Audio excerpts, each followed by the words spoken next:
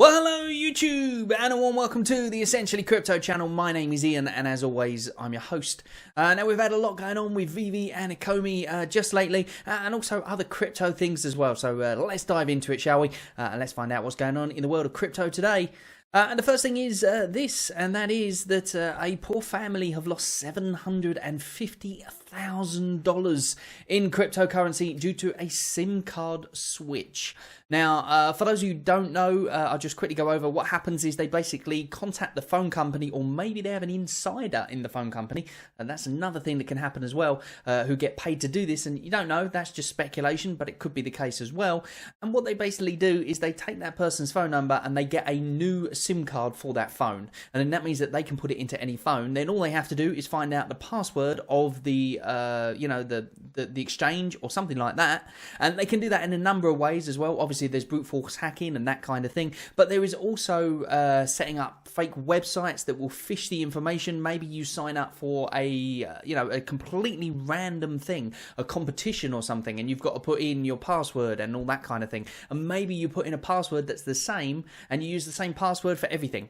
Firstly, don't do that. That's the key thing right there, because that is very easy then to take that password and just try it in different places and see if it works. And I think that's how a lot of the things got hacked when it came to the Veve collectibles and all that kind of thing, and thankfully people could get them back. But the trouble with normal crypto is it doesn't happen like that. And in this case, this family, this chap was phishing apparently, and he looked down at his phone, and his 75,000 when he looked down was only 2,000 on his Coinbase account. And what basically happened was somebody at the phone company had allowed somebody else to have the SIM, or the SIM was swapped over. They then hacked into his account, or they somehow got his password details. They went into his account, they then changed the email so that it was their email, and they also then used the two-factor authentication of the phone to be able to send and send out the crypto and all that kind of thing. So basically there's a couple of morals to that story. Not saying that I'm the best at knowing about this, but a few things that you should do. Firstly is make sure you contact your phone company and put a PIN onto your service itself. So if someone was to phone up to say, I want to swap the SIM card over or something like that, then they have to answer the PIN in order to be able to do that. Now obviously that doesn't help if somebody in the phone company is in on it, because they can just do it to whoever they want, they get paid for it and they never get found out, etc, etc. That's all speculation, but you never know. So the other thing you can do is try and secure yourself a bit better. For instance, don't keep your stuff on the exchange, but I know a lot of people like to keep stuff on the exchange because it's easy, especially Coinbase, that kind of thing. So try not to keep stuff on the exchange, and if you do, secure it with a USB key as well, so that way, in order to be able to do anything on that exchange, to be able to withdraw money or to be able to send money or anything like that, or especially to be able to withdraw money, that's what you essentially need, and you need a USB key to be able to access that. Now, my Binance is secured with a USB key, but I don't really keep much on the exchange anyway, but it is secured with a USB key, and that USB key, incidentally, is my Ledger. It's my Ledger Nano S. Now, I bought that specifically to store my Ecomi, but I realized that I can also use it as a secure key to secure my email and to secure my exchange as well, so I use it for all of those. And basically, all you have to do is add the app onto the Ledger Nano. So if you've got one of those already, Nano even, you got one of those already, then you'll be able to use it. If not, you can also buy the USB keys from Amazon or anywhere like that. And basically what it means is it's essentially a hardware way of accessing your information only. So you can only use that bit of hardware to be able to access it. Now, the great thing about that is that means that if somebody does manage to get your SIM card and swap it out or something like that, or any of those things, they still can't do a withdrawal, because without that USB key and plugging it physically into your computer, there's no way they can do a withdrawal from your account. Now, it does mean that it's kind of annoying, and it's happened to me a few times. I've locked myself out of my account and stuff because I haven't had the USB key with me or something like that. On my Ledger, it's been at home, I've done something away, and then I've realised and I've completely forgotten about it. And it's unfortunate when that happens, but for extra security, I would say it's a great idea. The other thing you can do is Google authentication as well, and that is to make sure that all of your authenticator is on your mobile app itself, so that even if they did a SIM card swap, they would still need the Google authenticator in order to be able to do that kind of stuff. So all these little basic things can really help beef up your security. Now, I'm not saying it's going to work 100%, because obviously hackers are very, very clever people and they manage to get around these things, and I don't really know the worlds of, the insides out of hacking and all that kind of thing. But one thing I will say is that when people are constantly putting on forums and stuff how much crypto they have, they're opening themselves up for attacks, essentially, because when people see you've got a lot of it, then they will then go, okay, that person is the one to attack, and then they will try and figure out ways to get to you, you know, hacking your phone or whatever. I don't know how sophisticated these criminals are who do this kind of stuff, but I do know that if you take certain precautions, then you're a lot less likely to have it happen to you. Hopefully, fingers crossed. But you never know. But there you go. I just thought I'd give you a few of those little tips. In terms of the ledger itself, if you want one of the ledgers, then feel free to use my link down the bottom. If you do get a ledger, make sure you always go to the legitimate links. Make sure that if you go on Amazon or if you go, go to the site itself and only use those links, because otherwise you can end up getting scammed that way as well. There's so many scams in crypto. I don't want you to be scammed yourself. And that, unfortunately, happened to these people, and they lost $75,000, which is a lot of money to lose. So here's the next thing, and that's another thing about scams as well, and that is Dan here, Dan Serbanet. I think that's how you pronounce his name. I'm sorry if I'm pronouncing that wrong. This was in the Veve Collectors group in Facebook. I believe it was that one. I remember several of them. They pop up on my feed, so I just took a screenshot of this. But starting right now, no more gems sell by post will be permitted on the group. Let's talk about gems being purchased with stolen credit cards and offloaded cheaply. Basically, from what I can gather, some people were offloading gems very, very cheaply, like 60 cents or just over, and people were buying them, understandably, because they're gems, and it turns out that maybe they're from stolen credit cards. Again, all speculation. There's different things going around the community about it, so I won't go into huge detail about it. If you want to, you can try and check out the Facebook groups and all that kind of thing. So just be aware of when you're buying gems from other people. Make sure it's a trusted seller that you know. I don't know what the repercussions will be of you buying these gems. I guess some people are saying it's a case of insurance will pay out and therefore nothing will happen, and then other people are saying that the gems will get taken away and stuff like that. I really don't know what the repercussions are.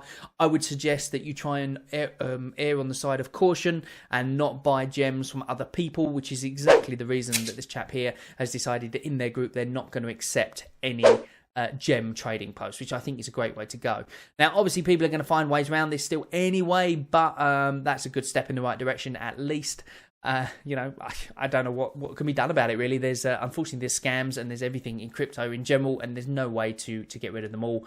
Otherwise, there wouldn't be Veve.exchange, which is a fake token, and people wouldn't be buying it. But unfortunately, they do. So do bear in mind, Veve.exchange is not a real website. So let's move on to the next thing, shall we?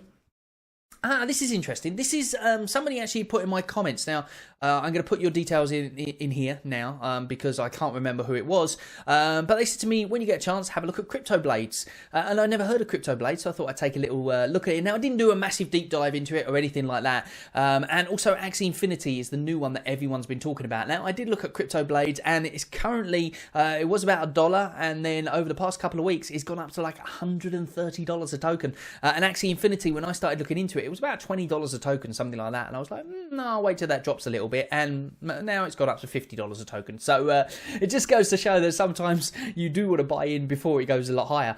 But the reason I brought it up is not because they're very similar to Veve or anything like that, because obviously they're not. And like I said, I haven't done a massive deep dive, but what I do know about both of them, both Crypto Blades and Axie Infinity, is there's kind of a barrier to entry now.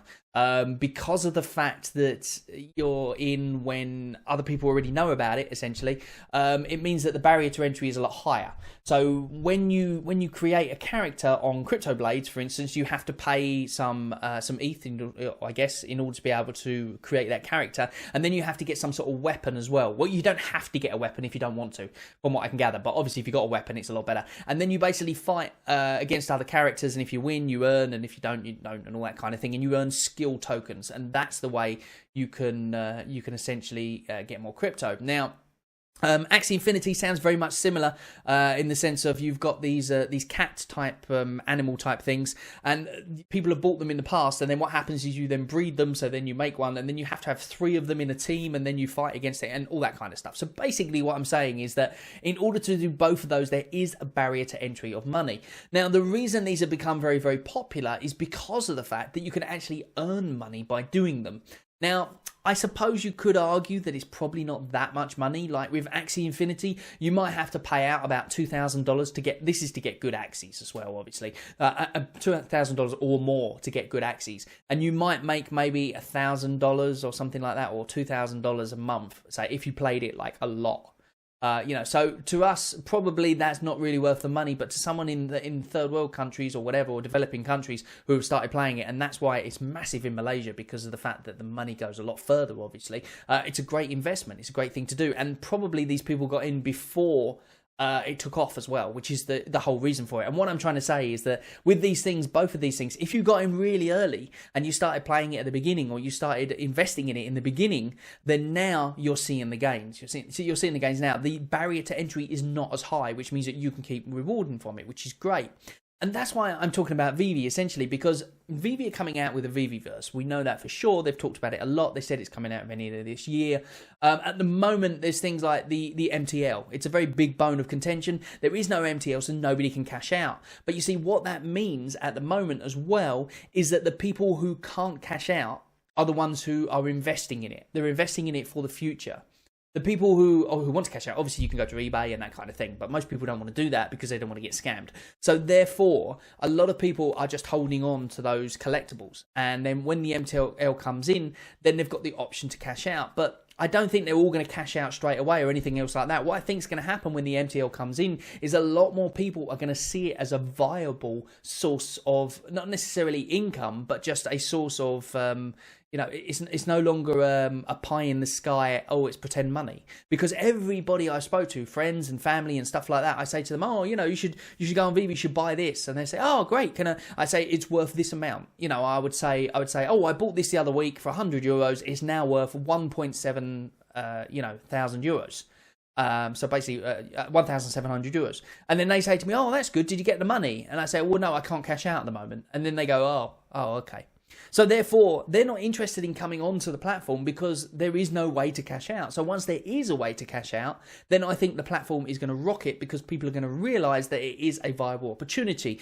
Just like with Crypto Blades and with Axie Infinity, people are playing the game and people are earning crypto from doing it. Now, I know that Veve are possibly not going to do the earning crypto thing because of the fact that it becomes a security, that kind of thing, and there's difficult ways to get around it. But for instance, they can do things like they can give you like a gold this or that, which is worth money in the real world as well. So then you could then sell that on and stuff like that. So I think that the Veveverse is going to be one of those things that is going to be a bit like this Axie Infinity and Crypto Blades. I think it's going to be that at the start, how we are now, without the Veveverse and without all that stuff, it is what it is. It's NFTs, we can buy and sell the NFTs, that kind of thing. But when the Veveverse comes in as well, and that seems to be the big thing, I think people are going to then gravitate towards it.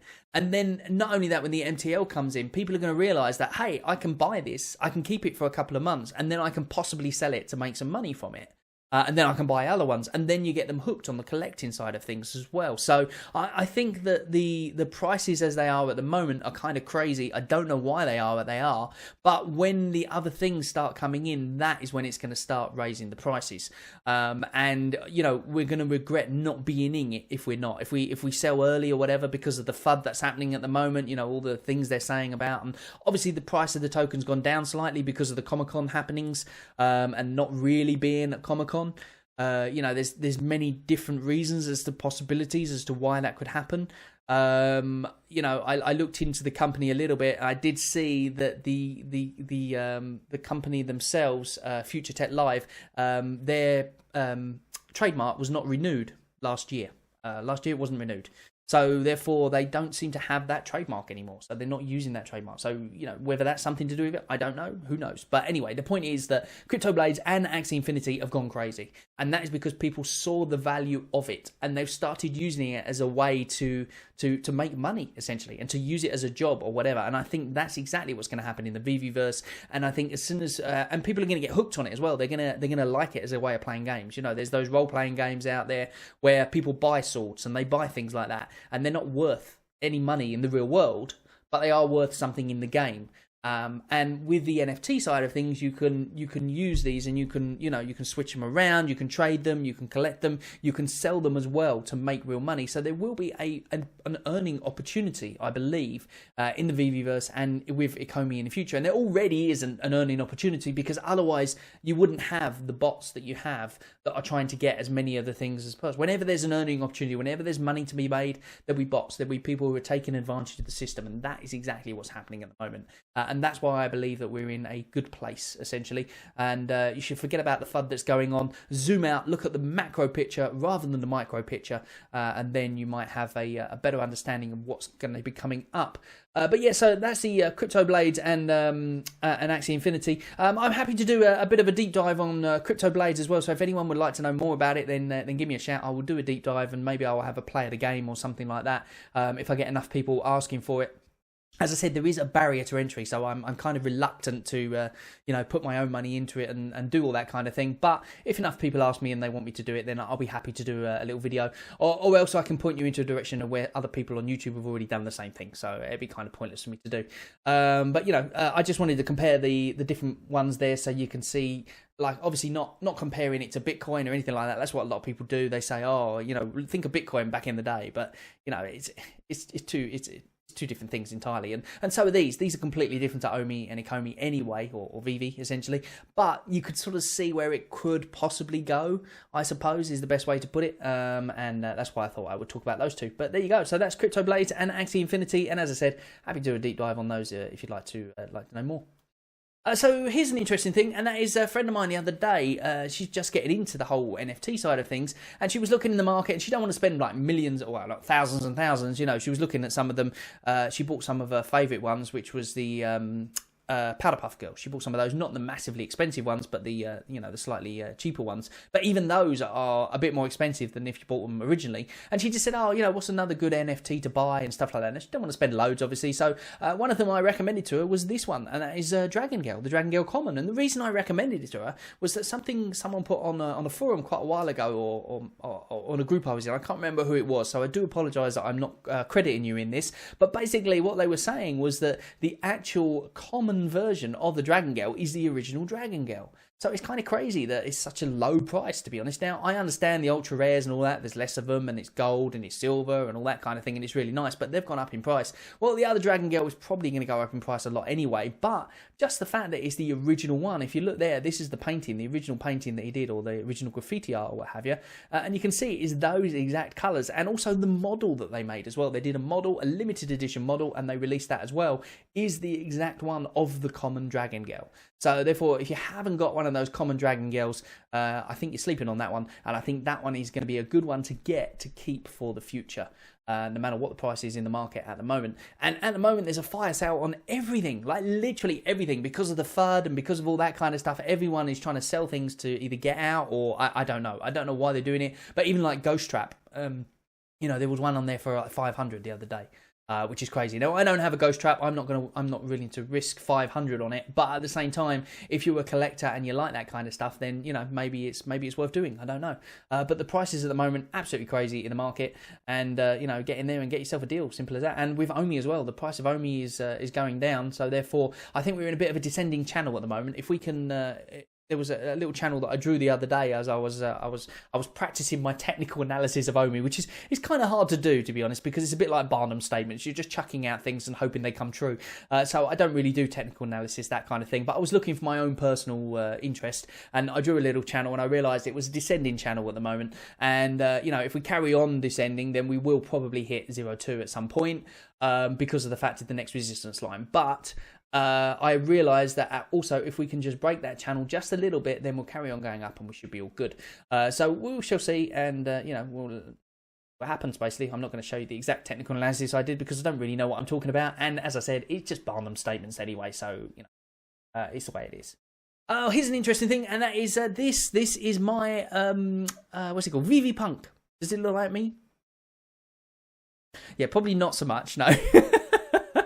But this is my Veve Punk. I wasn't sure which one was me at first, and the chap who made them very graciously sent me this one here. So I've got my own little Veve Punk. Well, actually, what he did was he sent, I believe, like I'm just trying to think how many I've got. I think I've got like 50 or more. I'm not sure. He just sent them out to me and said, you know, you can do what you want with them, and that's essentially burning them, isn't it? Burning them from the supply, and that's why he did it. But you can purchase your very own Veve Punk. I think it's like $3 or something, and you can collect them all and all that kind of thing. And I think he's made more now as well. But the reason I bring it up is because of this, and that is that the chap who made them, Veve Punks, or at Veve Punks, if you go on Twitter, you can find him, says, I've done commissions for Veve collectors. I just can't mint it as a Veve Punk NFT.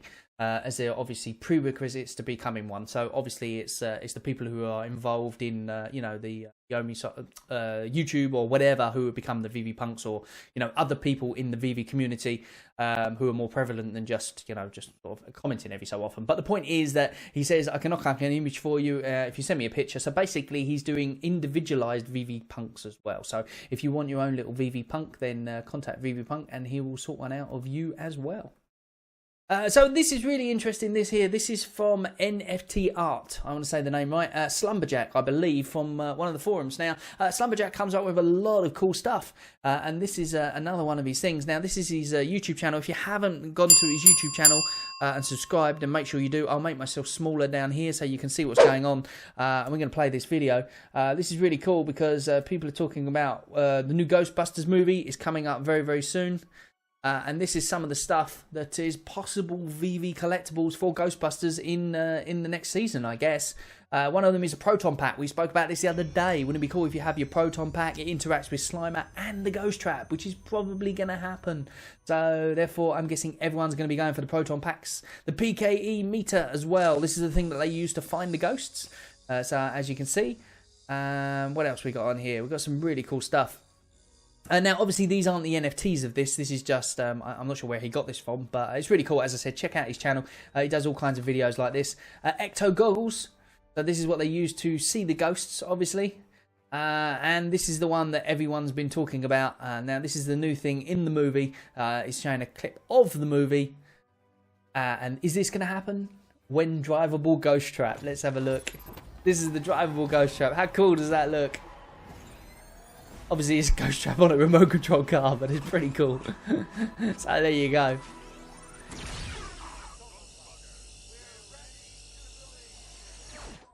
That's brilliant. So the speculation is afoot. So there you go. So could these be things that we see in the new season? Who knows? You know, we don't know what's going to happen. We don't know what we're going to see and all that kind of stuff. But yeah, it's still quite interesting. And we shall see what happens with the new collectibles. Incidentally, with all the FUD that's going around at the moment, as I said, there's lots of fire sales in the market. And there's no drop this weekend. So, for anyone who doesn't know, this Thursday there is no drop. Which I don't think is a bad thing because obviously we've had the last 4 drops that we had. Instantly, people asked me about the Golden Rabbit. Did I manage to get it? I did find out about it because I'm actually following Toy Tokyo. And I saw on other forums as well, people putting it up as well. So I knew it was coming and I was swiping every so often just trying to see if it was in there. And what I didn't realise is that Veve was going to alert everyone to the fact, half hour before. So that's pretty cool. But what I did, I was on the phone talking to someone and then I looked down and realised that it was 4 minutes to. And I looked down and I realised that it was in the app. So I didn't even bother turning off the phone or anything. I just went bye, bye, bye. And I quickly turned off the phone and then I ran to my kitchen so that I could get in the best place for the Wi-Fi and then sit there trying to get the Golden Rabbit. Unfortunately, I didn't manage to get it, so well done to you who did get it, but as I said, I did manage to get that really cool DeLorean picture, which is pretty cool.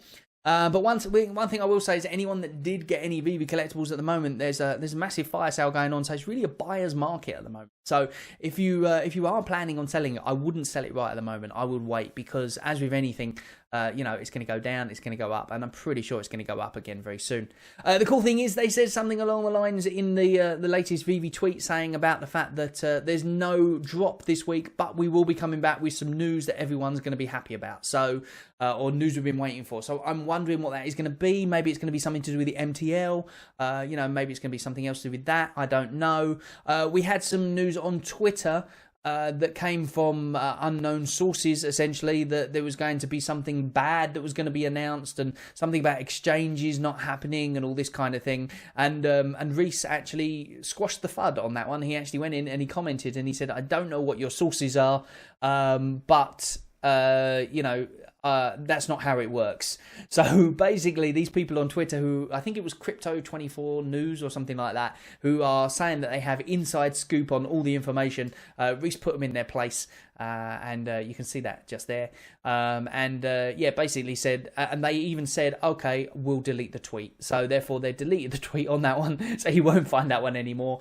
You know, that's that FUD put in his place, I guess. But yeah, I wouldn't sell collectibles right at this moment if I was you. So if you got a cool one on the last drop, I would wait and see what happens, because everyone's just selling them at the moment at silly prices, and I'm pretty sure they're going to go up at some point. So you know, not financial advice, of course. In fact, as of everything in this video, etc., please don't take it as financial investment advice in any way, shape, or form, because as always, crypto can go up and it can go down.